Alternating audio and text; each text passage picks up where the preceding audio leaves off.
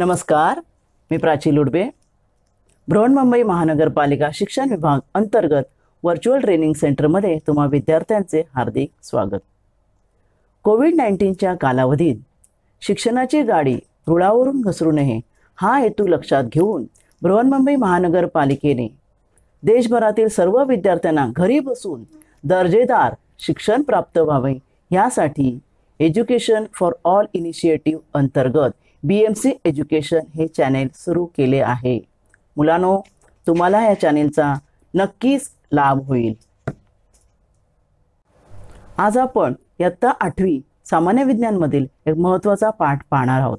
चला तर पाठाला सुरुवात करूया. नमस्कार, मी प्राची लुडबे, तुमची virtual teacher.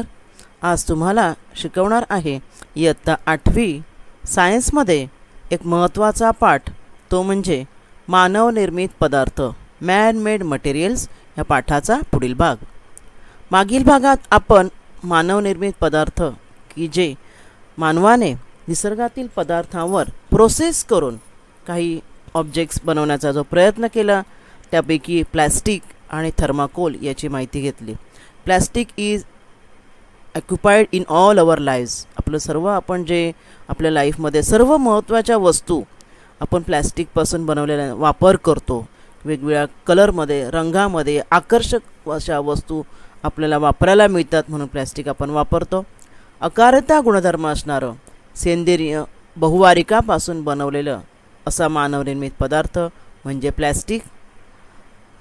Plastic can be obtained in different form like linear polymer and crosslink polymer. Man made material showing property of elasticity और plasticity and made up of polymer is called as plastic. प्लॅस्टिकचे आपण वेगवेगळे प्रकार पाहिले, जसं थर्मोप्लॅस्टिक आणि thermosetting. कशावर अवलंबून आहे? Depending upon the effect of heat, म्हणजे उष्णता दिल्यावर त्यांचा काय परिणाम होतो यावरून हे दोन त्यांचे प्रकार पडतात. Thermoplastic can be melted repeatedly, but thermosettings तुम्ही मेल्ट करू शकत नाही कारण ते एका साच्यामध्ये बसून सेट केलेले असतात. नंतर आपण पाहिलं प्लॅस्टिक आणि पर्यावरण. आपल्या डेली लाईफमध्ये आपण प्लॅस्टिक यूज करतो, मग त्या प्लॅस्टिकचा आपल्या पर्यावरणावर प्रचंड परिणाम होतो. म्हणून आपण काही मिलीमीटरच्या खालचे जे प्लॅस्टिक आहेत ते बॅन केलेले आहेत, बरोबर ना. तरीसुद्धा चांगल्या क्वालिटीचं प्लॅस्टिक म्हणून आपण काही वस्तू वापरतो. हे जे आहे पॅकिंग्स किंवा बकेट्स वगैरे जे आहेत ते प्लॅस्टिकपासून बनवलेले असतात, ठीक आहे. मग त्यापासून पर्यावरणावर परिणाम होऊ नये म्हणून आपण काय करायचं आहे? 4R मंत्र. त्यातले 3R जे आहेत तुम्ही मागील इयत्तामध्ये पण शिकलात, रियूज, रेड्यूस अँड रिसायकल. ह्या मंत्राचा तुम्ही उपयोग केला तर त्यामध्ये तुम्ही प्लॅस्टिकवर काय करू शकता? मात करू शकता. तुम्ही एक तर कागदी पिशव्या, कापडी पिशव्याचा वापर करू शकता आणि प्लॅस्टिक रिसायकलसाठी द्यायचं आहे. इतर प्लॅस्टिकच्या नवीन वस्तू बनवण्यासाठी जुनं प्लॅस्टिक वापरायचं आहे. आणि चौथा मंत्र म्हणजे काय? 4R. चौथा काय आहे? R तर रिकवर. ज्या रेड्यूस, रियूज आणि रिसायकल करता येत नाहीत त्यांना तुम्ही रिकवर करू शकता. हेही आपण मागील भागात पाहिलेलं आहे. त्याचबरोबर आपण थर्माकोलचा अभ्यास केला. Thermocol is a form of complex material called polystyrene. Polystyrene ह्याचे कॉम्प्लेक्स पदार्थ आहे. हे थर्माकोलसुद्धा आपण सर्व आपल्या ज्या डेलिकेट वस्तू असतात त्या वस्तूंना संरक्षण व्हावं, कारण ते कसं आहे माहिती आहे का? थर्माकोल हे धक्का शोषक आहे. त्यामुळे आपल्या ह्या नाजूक वस्तूंचं संरक्षण होण्यासाठी आपण थर्माकोलचा वापर करतो. परंतु थर्माकोलचे आपण दुष्परिणामसुद्धा आहेत, त्यांचाही अभ्यास आपण केलेला आहे. आज आपण पाहणार आहोत पुढचा एक मॅनमेड मटेरियल म्हणजे ग्लास, काच. आपल्या दैनंदिन जीवनात जसं प्लॅस्टिक व्यापलेलं आहे तसं काचसुद्धा आपल्या दैनंदिन जीवनात व्यापलेलं आहे. पहा, या ठिकाणी तुम्हाला दिसत असेल चित्र. काचेच्या बांगड्या, बरण्या, बॉटल्स, प्रयोगशाळेतील साहित्य बघा या ठिकाणी दाखवले आहे. आपल्या घरातील वस्तू, लहान मुलांचे टॉईज, खेळणी, ह्या बऱ्याच वस्तू ज्या आहेत त्या काचेपासून बनवलेल्या आपण वापरतो. दैनंदिन जीवनात काचेचा मोठ्या प्रमाणात आपण जसं प्लॅस्टिक त्याप्रमाणे काचेचा सुद्धा उपयोग करतो. काचेचा शोध जो आहे ना तो अचानकपणे लागला बाळांनो. कसा लागला माहिती आहे का? फेनेशियन व्यापारी जे होते, जे असे वाळवंटातून फिरत जेव्हा स्वयंपाक करण्यासाठी जेव्हा एका ठिकाणी ते थांबतात तेव्हा त्या स्वयंपाकाच्या भांड्याला त्यांनी चुन्याच्या दगडांचा आधार दिला. स्वयंपाकाच्या भांड्याला खालून त्यांनी भांडं स्थिर राहण्यासाठी चुन्याच्या दगडांचा आधार दिला. स्वयंपाकाच्या आपण खाली बघा चूल बनवायला दगड ठेवतो की नाही गावाला, आणि 3 दगडावर आपण भांडं ठेवतो. तसं त्यांनी काय केलं, इथे बघा हे दुसऱ्या चित्रात दिसतंय, चुन्याचे खडक वापरले आणि चुन्याचे खडक वापरून त्यावर त्यांनी भांडं ठेवून काय केलं, जेवण केलं. आणि तेव्हा त्यांना असं आढळलं, भांडं जेव्हा उतरवलं ना खाली तेव्हा त्यांना एक पारदर्शक पदार्थ तयार झालेला आढळला. हा पारदर्शक पदार्थ काय, कशामुळे तयार झाला, तर वाळवंटातली ती वाळू आणि चुनखडी, म्हणजे चुन्याचे खडक होते की नाही तिला वाळू लागलेली होती. चुन्याच्या खड्याला ती वाळू लागली वाळवंटातली, आणि वाळू गरम झाली उष्णतेमुळे, चूल पेटवल्यामुळे. ते वाळू आणि चुनखडी एकत्र तापवल्यामुळे तो पारदर्शक पदार्थ तयार झाला असावा, असा तर्क केला गेला. आणि मग हीच पद्धत पुढे विकसित करण्यात आली काच बनवण्यासाठी. म्हणजेच काच बनवण्यासाठी काय वापरलं गेलं, काच बनवण्यासाठी सिलिकेट, सिलिका म्हणजेच वाळू आणि सिलिकेट यांच्या मिश्रणापासून जे अस्फटिकी म्हणजे स्फटिक नाही, टणक आणि ठिसूळ घन पदार्थ तयार केला गेला, त्यालाच आपण काच असे म्हणतो. आता काच जे आहे त्यातले सिलिका म्हणजे वाळूचं सूत्र आहे SiO2, त्यालाच आपण वाळू म्हणतो. आणि काचेमध्ये असणाऱ्या सिलिकाच्या आणि इतर घटकांच्या प्रमाणावरून काचेचे वेगवेगळे प्रकार पडतात. आता कशी काच बनवतात, मग या ठिकाणी तुम्हाला काचेची भट्टी दिसते काच बनवण्याची. तर यामध्ये पहिला कच्चा माल जो वरून टाकला जातो, कच्चा मालामध्ये काय पहिलं सांगितलं तुम्हाला, वाळू पाहिजे, वाळू म्हणजे सिलिका, नंतर मग चुनखडक, कॅल्शियम कार्बोनेट म्हणतात तो, आणि सोडा, आणि अल्प प्रमाणामध्ये मॅग्नेशियम ऑक्साईड यांचं मिश्रण करतात. आणि ते मिश्रण या भट्टीमध्ये प्रचंड उष्णता देऊन तापवावं लागतं. वाळू म्हणजे सिलिकॉन डायऑक्साईड, कळलं, SiO2. त्याला वितळायला ना, वाळू तुम्हाला माहिती आहे, तुम्ही समुद्रकाठची सफेद वाळू बघितली आहे, तीच वाळू वापरतात, सिलिका सफेद वाळू. तर ती वितळायला जवळजवळ 1700 डिग्री एवढं तापमान लागतं. तुम्हाला हे दिसतंय ना पिवळं, ही भट्टी आहे, भट्टीमध्ये हे मिश्रण वितळेपर्यंत गरम केलं जातं, एवढं तापमान लागतं. आणि ह्या तापमानाचा धोकाही आहे, पुढे आपण पाहणार आहोत. मग एवढं तापमान जे आहे ते कमी करून कमी तापमानावर ते वितळावं ह्यासाठी काचेचे, जुन्या काचेचे म्हटलं ना, जसं आपण प्लॅस्टिक रिसायकल करू शकतो, काचसुद्धा रिसायकल करू शकतो, म्हणजे तुटलेल्या काचेचे तुकडे त्यामध्ये घालतात, कळलं की नाही, टाकाऊ काचेचे. मग ते टाकाऊ काचेचे तुकडे घातल्यामुळे काय होतं, 850 डिग्रीला ते वितळतं. म्हणजे वितळण्यात तापमान बघा 1700 वरून 850 एवढं कमी होतं. आणि मग हे द्रवरूपात जातं, मिश्रण काय होतं भट्टीमध्ये द्रवरूपात. हे बघा, ही आहे वितळलेली काच, ही काय आहे, ही वितळलेली पातळ काच आहे, कळलं. आता ही पातळ काच जी आहे ना 1500 डिग्रीपर्यंत तापवून एकदम थंड करतात डायरेक्ट. तर एकदम थंड केल्यामुळे काय होतं, नाही ते स्फटिक रूप घेत नाही.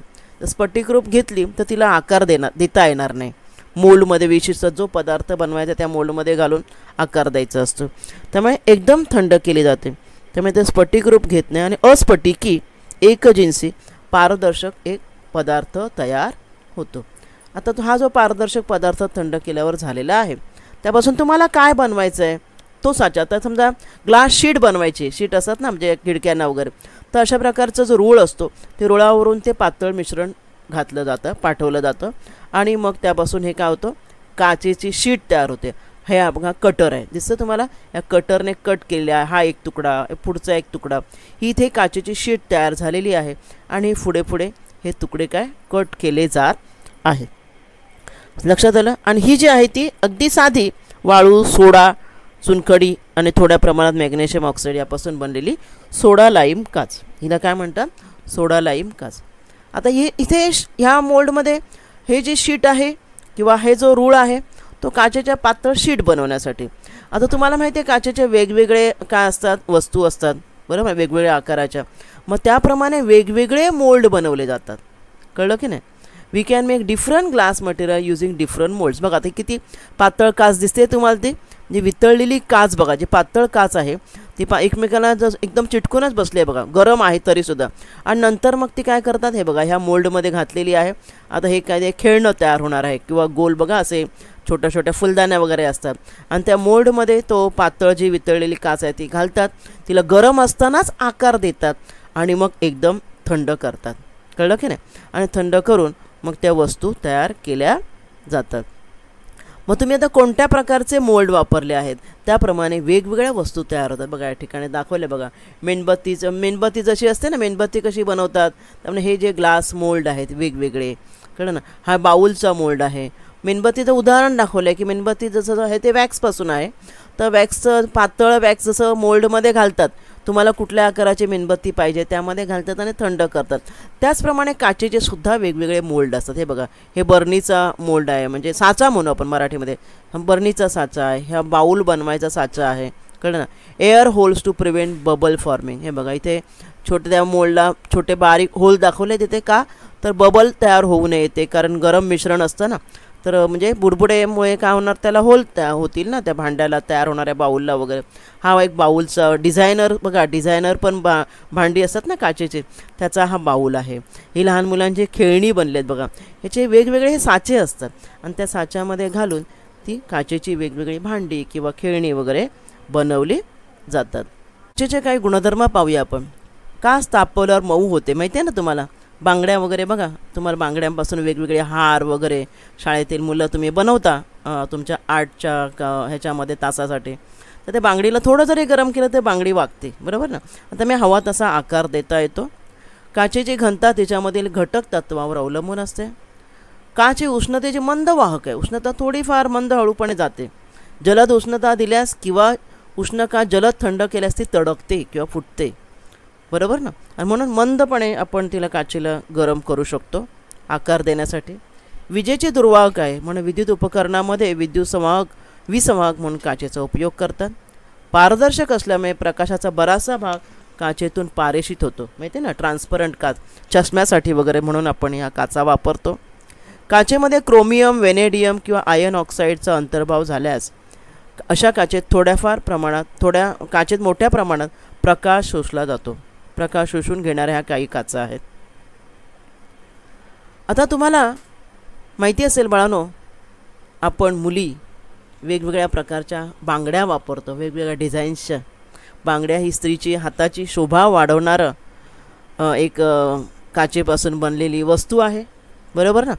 त्या काचेच्या बांगड्या काचच आहे शेवटी. काचेचं मूळ तत्त्व बनवण्याचं काय, वाळू. आता तुम्हाला सांगितले मी, वाळू, सोडा, चुनखडी आणि रंगासाठी वेगवेगळ्या रंगाच्या काचा बनवण्यासाठी वेगवेगळे रसायनं वापरतात. तुम्हाला कोणतं काच पाहिजे त्याप्रमाणे. आणि बाकी मूळ जे तत्व आहे ते सेम आहे सर्वांसाठी. प्रचंड उष्णतेची भट्टी, अशी भट्टी की ज्यामध्ये प्रचंड उष्णता पाहिजे, साधारण 1700 डिग्री 1500 डिग्रीपर्यंत. आणि तो मिश्रण जे आहे ते पूर्ण वाळू वितळलेलं मिश्रण जे आहे ते नंतर साच्यामध्ये घालून अनेक वस्तू जशा बनवतात तशाच बांगड्या पण बनवल्या जातात. विविध गावामध्ये बांगड्या बनवण्याचे वेगवेगळे कारखाने आहेत. तर काचेचे वेगवेगळे प्रकार पाहूया. तुम्हाला मी सांगितलं काचेमध्ये कोणता पदार्थ वापरला त्याप्रमाणे काचेचे वेगळे प्रकार पडतात. पहिला प्रकार आहे सिलिका काच. सिलिकाचा वापर करून तयार केली जाते. सिलिका म्हणजे वाळू. सिलिका काचेपासून तयार केलेल्या वस्तू उष्णतेमुळे अत्यल्प फार कमी प्रसरण पावतात. त्यावर ॲसिड बेस यांचा काही परिणाम होत नाही, म्हणून प्रयोगशाळेतील काचेच्या वस्तू तयार करण्यासाठी ही काच वापरली जाते, सिलिका काच. दुसरी आहे बोरोसिलिकेट काच. ह्याच्यामध्ये वाळू तर आहे, सोडा आहे, बोरिक ऑक्साईड आणि ॲल्युमिनियम ऑक्साईड वापरतात. आणि हे मिश्रण वितळवून बघा, प्रत्येकामध्ये वाळू आणि सोडा मुख्य असणारच आहे. आणि बाकी इतर पदार्थ जे तुम्ही वापरले त्याप्रमाणे ती काच तयार होते. तर ही बोरोसिलिकेट काच तयार करण्यासाठी वाळू, सोडा, बोरिक ऑक्साईड आणि ॲल्युमिनियम ऑक्साईड वापरतात. औषधावर ह्या काचेचा कोणताही परिणाम होत नाही, म्हणून औषध निर्मिती उद्योगामध्ये औषधे ठेवण्यासाठी बोरोसिलिकेट काच वापरतात. पहा, डॉक्टरकडे आपण जे औषधं आपण नाही का, टॉनिकची औषधं वगैरे ह्या रंगाची असतात, म्हणजे उष्णता त्यामध्ये शोषून घेतली जात नाही किंवा प्रकाशाचा परिणाम होत नाही, त्यामुळे औषध खराब होत नाही. हे बघा, ह्या वस्तू प्रयोगशाळेतले जे बीकर वगैरे असतात, ही जे भांडी आपली असतात, ही कुठली, ही बोरोसिलिकेटची भांडी, आपली ओव्हनची भांडी ही बोरोसिलिकेट काचेचीच असतात. त्यानंतर जलकाच, तिसरा प्रकार अल्कली सिलिकेट किंवा जलकाच म्हणतात. वाळू आणि सोडा यांचं मिश्रण तापवून अल्कली सिलिकेट हे काच बनवली जाते. अल्कली सिलिकेट, सोडा म्हणजे अल्कली आहे ना सोड्यामध्ये, बाकी काहीच नाही त्यामध्ये. बघा, आणि ही काच पाण्यात विरघळते म्हणून तिला जलकाच किंवा वॉटर ग्लास असे म्हणतात. बघा कसं दिसते बघा, साबुदाण्यासारखे दिसते की नाही. तर ही पाण्यामध्ये छानपैकी विरघळते. वेगवेगळ्या रंगाची काच तुम्ही पाण्यामध्ये टाकलीत ना, पाण्यामध्ये ते वेगवेगळे रंग मिळतात, त्या जलकाचेचे तुकडे मिळतात आता दाखवल्याप्रमाणे. एक हे घ्यायचं, टब घ्यायचं आणि त्यात टाकून ठेवायचं. हळूहळू ते पाण्यामध्ये वितळत जाते, पाण्यामध्ये विरघळत जाते आणि वरवर येते. म्हणजे अशी वेगवेगळ्या प्रकारची रंगीत झाडं लावल्याप्रमाणे आपल्याला दिसतं. पहा या ठिकाणी तुम्हाला दिसेल. ही आहे सर्व हे पाण्यामध्ये विरघळलेली टाकलेली जल काचेचे तुकडे आहेत. आणि हळूहळू जसे जसे पाण्यात विरघळतात तसे वरती वरती ते यायला लागतात. कळलं ना, अशी सुंदर डिझाईन तयार होते. पुढची जी आहे ती शिसेयुक्त काच. वाळू, सोडा, चुनखडे, लेड ऑक्साईड यामध्ये एक्स्ट्रा वेगळं काय ॲड केलेलं आहे बघा, लेड ऑक्साईड. आणि हे वितळवून जी काच बनते शिसेयुक्त काच असते, चकचकीत असल्यामुळे ह्या काचेचा उपयोग विजेचे दिवे, ट्यूबलाईट वगैरे बनवण्यासाठी, डिझायनर हे जे बरण्या असतात, ग्लासं असतात, ही बनवण्यासाठी काच चकचकीत असल्यामुळे हिचा उपयोग केला जातो. पुढची जी आहे ती प्रकाशीय काच. प्रकाशीय काचसुद्धा फार महत्त्वाची आहे. वाळू, सोडा, चुनखडे, बेरियम ऑक्साईड आणि बोरॉन यांच्यापासून बनवले जाते. चष्मे, दुर्बिणी, त्यांना सूक्ष्मदर्शी हे हे माहिती आहे ना, चष्म्याच्या आपण जे डॉक्टरकडे जातो आपल्याला नंबर चेक करण्यासाठी जे दिलेले असतात टेम्पररी चष्मे, त्यामध्ये ज्या ग्लासेस आहेत ते भिंग ती ह्या प्रकाशीय काचेपासून वापरतात. किंवा आपल्या मायक्रोस्कोपचं जे लेन्स असते तीसुद्धा यापासूनच बनवलेली जाते, कारण ह्याला शुद्ध काचेची गरज असते. तर प्रकाशीय काच ही शुद्ध काच आहे. ऑप्टिक ग्लास म्हणतात तिला, प्रकाशीय म्हणजेच ऑप्टिक ग्लास. आता रंगीत काच हे वेगवेगळे जे झुंबर वगैरे असतात वेगवेगळ्या रंगाचे, ते बनवण्यासाठी सोडा लाईम काच, हे रंगही नसते ना, पहिली आपण म्हटलं ना अगदी स्टार्टिंगला सोडा लाईम काच, वाळू, सोडा आणि चुनखडीपासून सोडा लाईम ग्लास, तिला रंग नसतो. मग तिच्यामध्ये एक विशिष्ट रंग टाकला की त्यापासून वेगवेगळ्या म्हणजे धातूचे ऑक्साईड टाकले की वेगवेगळ्या रंगाच्या काचा तयार होतात. उदाहरणार्थ निळसर हिरवी काच बनवायला फेरस ऑक्साईड, लाल रंगाची काच बनवायची असेल तर कॉपर ऑक्साईड, असे वेगवेगळ्या प्रकारचे कलर ॲड केले जातात सोडा लाईम काच बनवताना, की जेणेकरून वेगवेगळ्या रंगाच्या बरण्या वगैरे तयार होतील. हे बघा हा जो कलर तुम्हाला दिसतोय हे वेगवेगळे कलर ॲड केल्यामुळे हे तयार झालेलं आहे. हे पहा ही एक वेगळी बरणी आहे. त्यानंतर संस्कारित काच. संस्कारित काच म्हणजे काय, प्रोसेस ग्लास. काच कोणत्या कामासाठी वापरायची आहे तर ती उपयुक्तता आणि काचेची गुणवत्ता वाढवण्यासाठी तिच्यावर काही प्रोसेस केली जाते, प्रोसेस ग्लासही म्हणतात त्याला. आणि अशा काचा ज्या आहेत त्यामध्ये काय वेगवेगळ्या प्रकारे तुम्ही काय चेंजेस करणार, त्यावरून स्तरित काच, नंतर प्रबलित काच म्हणजे रिनफोर्स, सपाट प्लेन ग्लास, तंतुरूप म्हणजे फायबर ग्लास, फेन ग्लास, अपारदर्शक काच. जसं आपल्या तुम्ही मोठमोठे ज्या टॉवर्स वगैरे बघता की नाही, त्यांच्या ज्या बघा हे जे आहेत त्यांच्या ह्या ज्या काचा ज्या आहेत त्या प्रोसेस ग्लास असतात.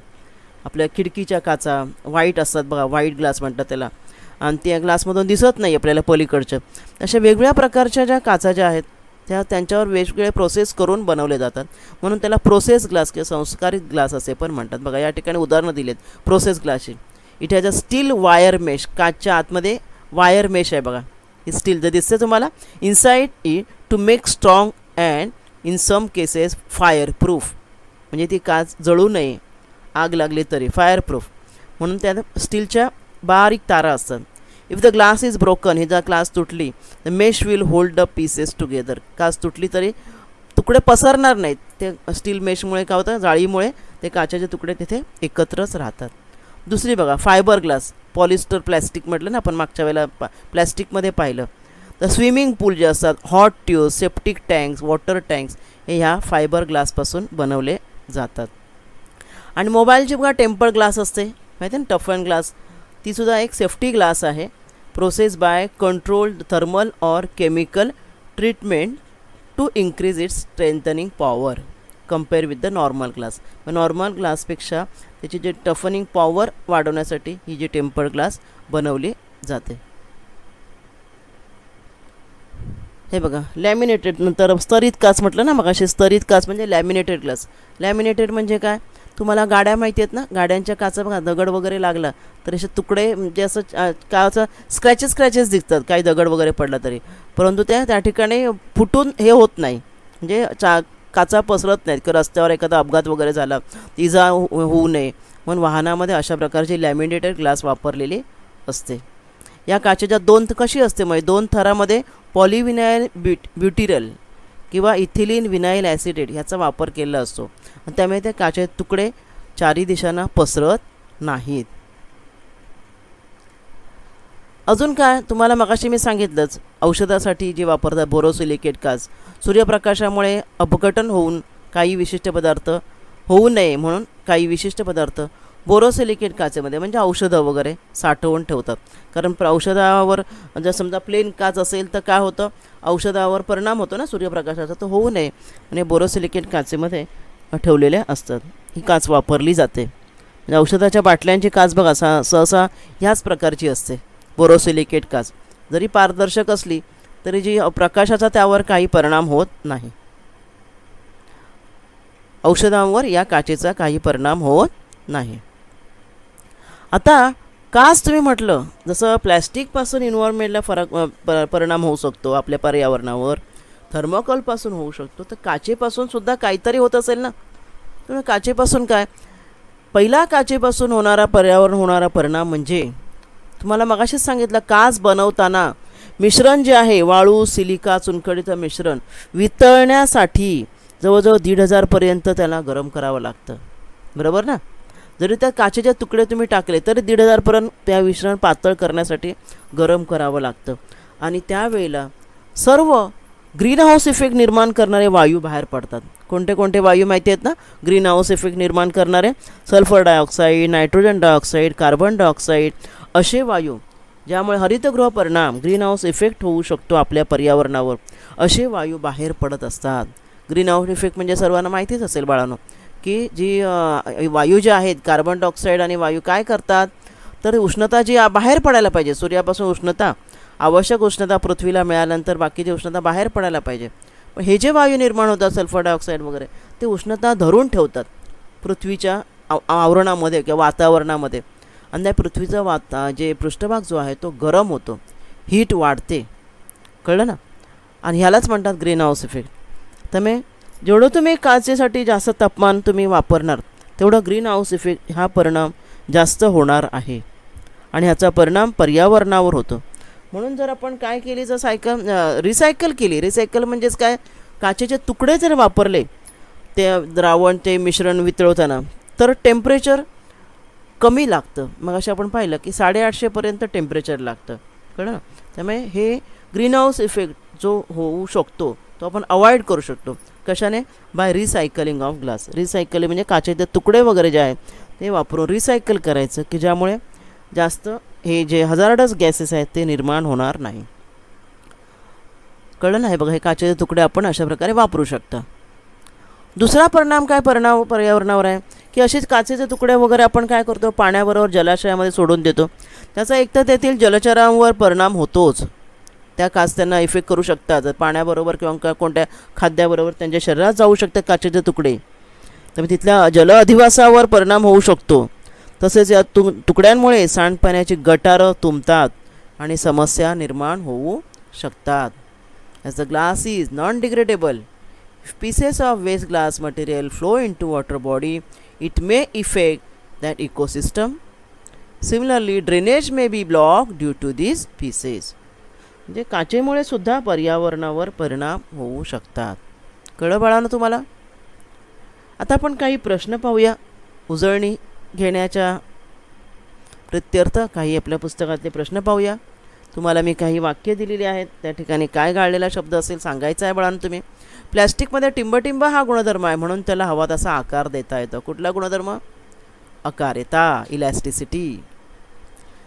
मोटार गाड्यांना टिंबटिंबचे कोटिंग करतात. कुठलं प्लॅस्टिक माहिती आहे का? टेफ्लॉन. टेफ्लॉन कोटिंग करतात की ऊन आणि पाऊस यापासून मोटार गाड्यांचे पृष्ठभाग खराब होऊ नयेत म्हणून. थर्माकोल टिंबटिंब तापमानाला द्रव अवस्थेत जाते. किती तापमान?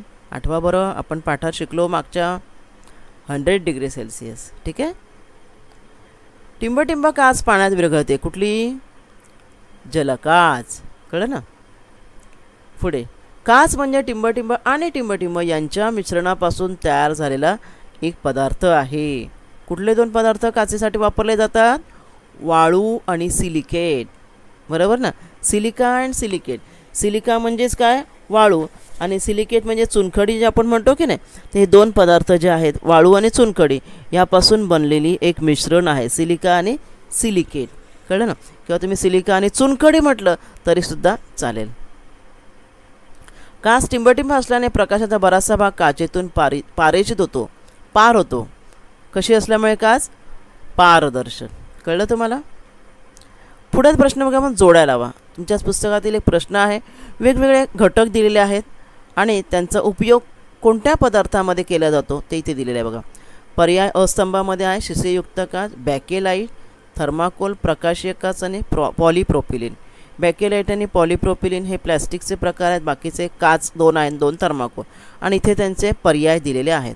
तर पाहूया आपण उत्तरं त्यांचे. हा उत्तरे आणि पहिला पर्याय प्रत्येक ठिकाणी पाहूया आपण. शिसेयुक्त काच ही कशासाठी वापरतात? विद्युत बल्ब बनवण्यासाठी. काय बनवण्यासाठी? विद्युत बल्ब बनवण्यासाठी वापरतात. नंतर बॅकेलाईट, बॅकेलाईट कशासाठी बनवतात? इलेक्ट्रिक स्विच बोर्ड किंवा आपले हँडल कुकरचे वगैरे यासाठी बॅकेलाईट हे प्लॅस्टिक वापरलं जातं. हे थर्मोसेटिंग प्लॅस्टिक आहे. नंतर थर्माकोलपासून प्लेट्स बनवतात. ठीक आहे. नंतर प्रकाशीय काच दुर्बीण बनवण्यासाठी, ऑप्टिक ग्लास म्हटलं ना, दुर्बीण वगैरे जे चष्म्याच्या काचा जे आहेत, लेन्स वगैरे आहेत, त्यांच्यासाठी ही ऑप्टिक ग्लास वापरली जाते, ज्यासाठी शुद्ध काच आवश्यक असते म्हणून. आणि पॉलिप्रोपिलिन हे जे आहे ते प्लॅस्टिकचा प्रकार आहे, चटया त्यापासून बनवल्या जातात. अशा प्रकारे ह्या पाठात आपण काय शिकलो? प्लॅस्टिक. मागील भागात आपण शिकलो प्लॅस्टिक व प्लॅस्टिकचे वेगवेगळे प्रकार पाहिले आपण. थर्मोप्लॅस्टिक, थर्मोसेटिंग आणि त्यामध्ये असणारे अजून विविध प्रकार. प्लॅस्टिकचा पर्यावरणावर परिणाम होतो आणि तो होऊ नये त्याला पर्याय म्हणून आपण कापडी पिशव्या वापरायच्या आहेत आणि प्लॅस्टिक रिसायकल करण्याचा प्रयत्न करायचा आहे. 4R मंत्राचा वापर करायचा. रेड्यूस, रियूज, रिसायकल आणि रिकवर. नंतर आपण थर्माकोल पाहिलं. थर्माकोल आपण का वापरतो? तो धक्का शोषक असल्यामुळे आपल्या डेलिकेट ज्या वस्तू असतात त्यांना पॅकिंगसाठी वापरतो, पण त्याचे दुष्परिणाम जे आहेत त्याचाही आपण विचार केला पाहिजे. त्यानंतर आपण आज पाहिलं काच निर्मिती कशी करतात व काचेचे वेगवेगळे प्रकार आपण पाहिलेले आहेत व त्या वेगवेगळ्या प्रकारांप्रमाणे त्यांचा उपयोग कुठे कुठे होतो याचाही आपण अभ्यास केला आहे. आजच्या भागामध्ये आज आपण इथेच थांबणार आहोत. धन्यवाद. आज आपण या भागात इथेच थांबूया. माझा व्हिडिओ आवडला असेल तर लाईक करा, शेअर करा आणि BMC एज्युकेशन चॅनेलला सबस्क्राईब करा. तसेच बेल आयकॉन प्रेस करा, ज्यामुळे नवीन व्हिडिओचे तुम्हाला नोटिफिकेशन्स मिळतील. मुलांनो, घरी राहा व सुरक्षित राहा. धन्यवाद.